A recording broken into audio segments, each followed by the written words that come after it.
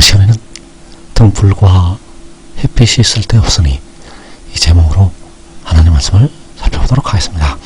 하나님의 영광이 비치는 날, 바로 우리가 주의 영광을 보는 날, 등불과 햇빛이 전혀 필요가 없게 됩니다. 그래서 이 시간에 등불과 햇빛이 쓸데없으니 이 제목으로 하나님 말씀을 살펴보도록 하겠습니다. 그래서 계시록 21장 23절에서 그 성은 해나 달의 비침이 쓸데없으니 이는 하나님의 영광이 비치고 어린 양이 그 등불이 되심이라. 자, 그 성은 바로 하늘의 장막, 백성들이 영원히 살 하나님 아버지의 집이 되겠고, 그 집은 해나 달의 비침이 쓸데가 없다고 말씀을 하고 있습니다. 그래서 거기서는 해가 빛을 발하는 게 아니고 달이 빛을 발하는 게 아니라는 것. 그래서 하나님의 영광이 비치고 어린 양이 그 등불이 되심이라.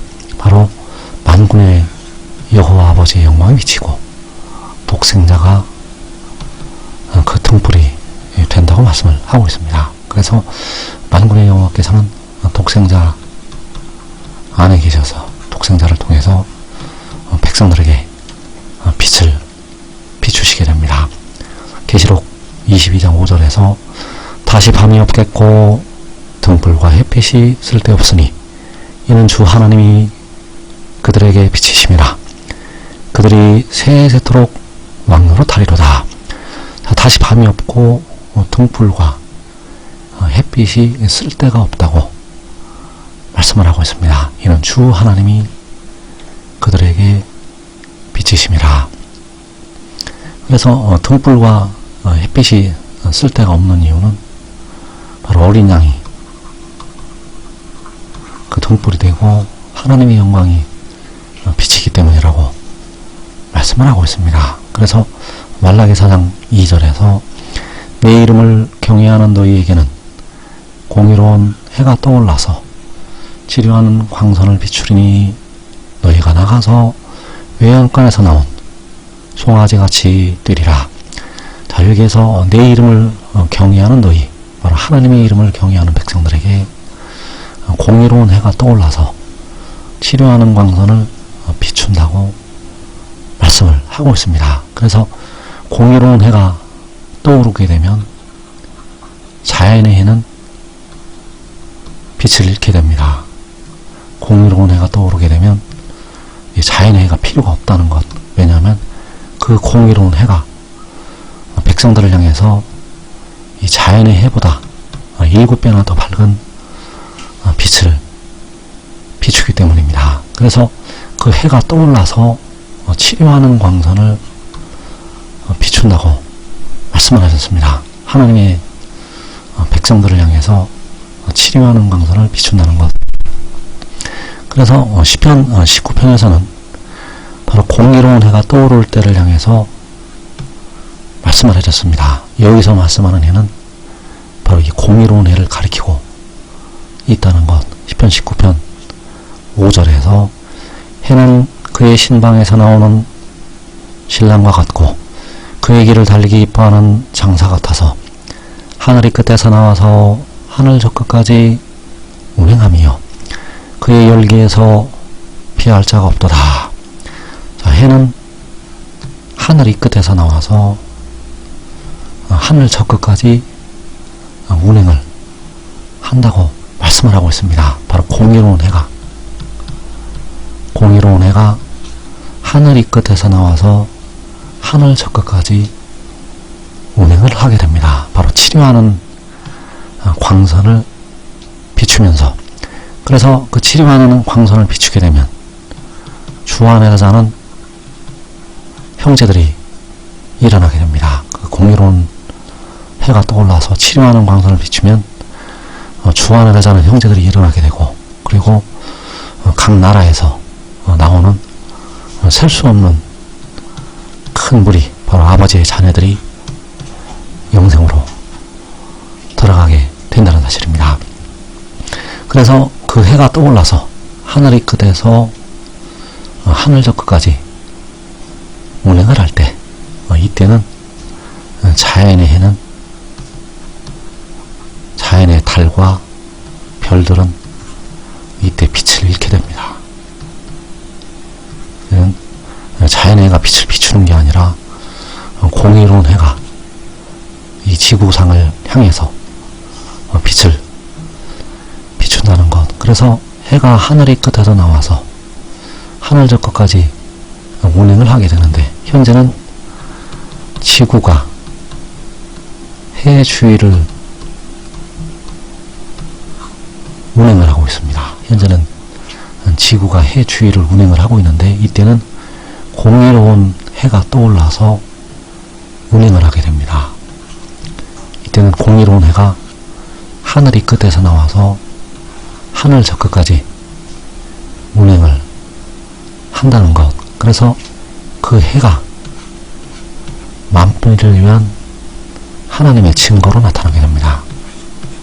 그 해가 만민을 위한 증거, 바로 하나님을 나타내는 증거, 여호와 아버지를 나타내는 증거로 운행을 한다는 것. 그래서 그를 보는 자는 그를 보내신 하나님 아버지를 보는 것이 된다는 사실입니다. 그래서 19편 7절에서 여호와의 율법은 완전하여 영혼을 소성시키며 여호와의 증거는 확실하여 우둔한 자를 지혜롭게 하며 여호와의 교훈은 정직하여 마음을 기쁘게 하고 여호와의 계명은 순결하여 눈을 밝게 하시로다. 그래서 그 공의로운 해는 바로 여호와의 율법이요 여호와의 증거요, 그 공의로운 해는 바로 여호와의 교훈이요 여호와의 계명이 된다는 사실. 그 아들을 하나님께서 여호와의 율법으로 세우셨고 여호와의 증거로 세우셨고 여호와의 교훈과 여호와의 계명으로 세우셨다는 사실입니다. 하나님께서 모세에게 십계명을 증거로 주셨던 것처럼 하나님께서 온전한 아들, 그 아들을, 그 독생자를 만민을 위한 증거로 세우시게 됩니다. 그래서 그 아들을 믿어야만, 그 아들을 믿어야만 백성들은 여호와를 경외할 수가 있게 되고, 그 아들에게 순종해야만 하나님 나라에 들어갈 수가 있게 됩니다. 하나님께서 그 아들을 통해서 백성들을 하나님 집으로 인도하시게 되는데, 그 아들을 믿고 순종함을 통해서 그 집으로 인도하시게 된다는 사실입니다. 그래서 그 아들은 여호와의 율법이요 여호와의 증거요 여호와의 계명이요 여호와의 교훈이 되겠는데, 그가 하늘이 끝에서 나와서 하늘 저 끝까지 운행을 한다고 말씀을 하고 있습니다. 그래서 독생자는 백성들의 몸의 속량을 위해서 마지막에 아버지께서, 하나님께서 보내시게 됩니다. 그래서 그를 보내시는 것은 하늘의 일이 되겠고, 그가 위로부터, 하늘로부터 나게 됩니다. 그래서 그가 하늘로부터 나서 그 영혼을 제물로 드리면 백성들의 몸의 속량이 이루어지게 되고, 그리고 그를 열방의 기치로, 열방을 향해서 기치로 세우시게 됩니다. 그때가 바로 하나님께서 백성들을 살리실 때, 백성들을 살려서 하나님 집으로 인도하실 때가 되겠고, 그때 모든 택하신 백성들을 부르시게 됩니다. 시편 50편 1절에서 전능하신 이 여호와 하나님께서 말씀하사 해 돋는 데서부터 지는 데까지 세상을 부르셨도다. 자, 전능하시니 여호와 하나님께서 말씀하사 해 돋는 데서부터 지는 데까지 세상을 부르셨다고 말씀을 하시고 있습니다. 그래서 해 돋는 데서부터 바로 그 해는 공의로운 해가 되겠고, 그 공의로운 해가 떠오르는 데서부터 그 공의로운 해가 지는 데까지 하늘이 끝에서 하늘 저 끝까지 세상을 부르시게 된다는 사실입니다. 세상에 있는 택하신 자녀들을 부르시게 됩니다. 그래서 해 돋는 데서부터 지는 데까지, 공의로운 해가 떠오르는 데서부터 그 공의로운 해가 지는 데까지 온 세상에서 하나님의 택하신 백성들을 부르시게 됩니다. 계시록 7장 2절에서 또 흠에 다른 천사가 살아계신 하나님의 인을 가지고 해 돋는 데로부터 올라와서, 자, 여기서 다른 천사가 살아계신 하나님의 인을 가지고 해 돋는 데로부터 올라온다고 말씀을 하고 있습니다. 그래서 이 다른 천사는 독생자, 계시록 10장에서 그 얼굴의 해와 같은 힘센 천사, 바로 이 말씀을 증거하는 그가 되겠고, 그가 하나님 아버지의 이름을 가지고, 만군의 여호와 우리 아버지의 이름을 가지고 해 돋는 데로부터 올라오게 됩니다. 그래서 그 자체가 바로 공의로운 해가 되겠고, 그 공의로운 해가 떠오르는 데로부터 올라오게 됩니다. 그래서 해 돋는데 바로 의인들의 장막, 의인들의 장막에서, 그 성소에서, 그 하나님의 성에서 올라오게 된다는 사실입니다. 이때에 세상을 부르시게 됩니다. 그래서 그 다른 천사가 해 돋는 데로부터 올라올 때 하나님 아버지께서 자녀들, 모든 자녀들을 부르신다는 것. 시편 50편 4절에서 하나님이 자기의 백성을 판결하시려고 위 하늘과 아래 땅에 선포하여 이르시되 나의 성도들을 내 앞에 모으라. 그들은 제사로 나와 언약한 이들이니라 하시도다. 자, 나의 성도들을 내 앞에 모으라고 하나님께서 말씀을 하셨습니다. 그들은 제사로 나와 언약한 이들이니라.